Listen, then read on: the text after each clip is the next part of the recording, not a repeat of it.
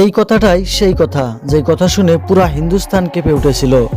এখন সেই কথাগুলো সত্য হলো।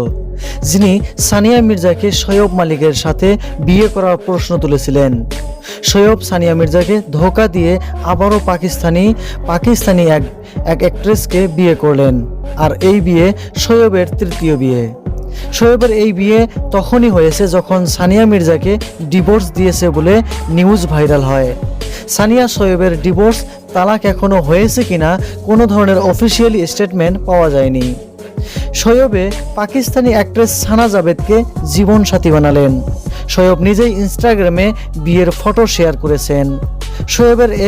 শোয়েবের মতোই সানা জাভেদেরও এটা দ্বিতীয় বিয়ে।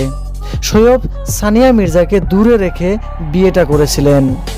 শোয়েব সানিয়া মির্জাকে 2010-এ বিয়ে করেছিলেন। তখন আয়েশা সিদ্দিকী সবার সামনে এসে বলেছিলেন, আমি শোয়েবের প্রথম বউ, আমাকে তালাক না দিয়ে সে দ্বিতীয় বিয়ে করতে পারবে না।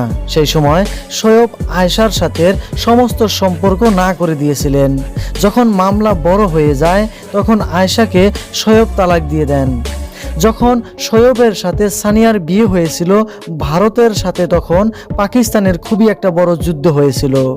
ভারতের মানুষগুলো সানিয়ার বিয়ের বিরোধ করেছিলেন, বলেছিলেন সানিয়া যেন কোনো পর্যায়ে পাকিস্তানি ছেলের সাথে বিয়ে বসতে না পারে। সেই সময় সানিয়া নিজের টেনিস ক্যারিয়ারের টপে ছিল।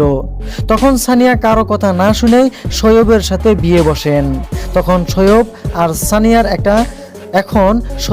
সানিয়ার একটা ছেলে সন্তানও রয়েছে। বহুত সময় থেকে খবর ছিল যে সানিয়া শোয়েবের সম্পর্ক ভেঙে গেছে। এখন সেই কথাটা পুরাই ভাইরাল হয়ে পড়েছে সোশ্যাল মিডিয়াতে। শোয়েব নে সানিয়া মির্জার ব্যাক সাইড থেকে যেন চাকু মেরে তৃতীয় বিয়েটা করলেন। সুপ্রিয় দর্শক, এবার সানিয়া মির্জাকে ডিভোর্স দিয়েছে কিনা এ বিষয়ে আপনার কি মন্তব্য? ডিভোর্স না দিয়েই সানা জাভেদকে তৃতীয় বিয়ে করলেন নাকি? এ বিষয়ে আপনার কোনো মন্তব্য থাকলে তা কিন্তু নিশ্চয় জানাতে পারেন কমেন্টের মাধ্যমে।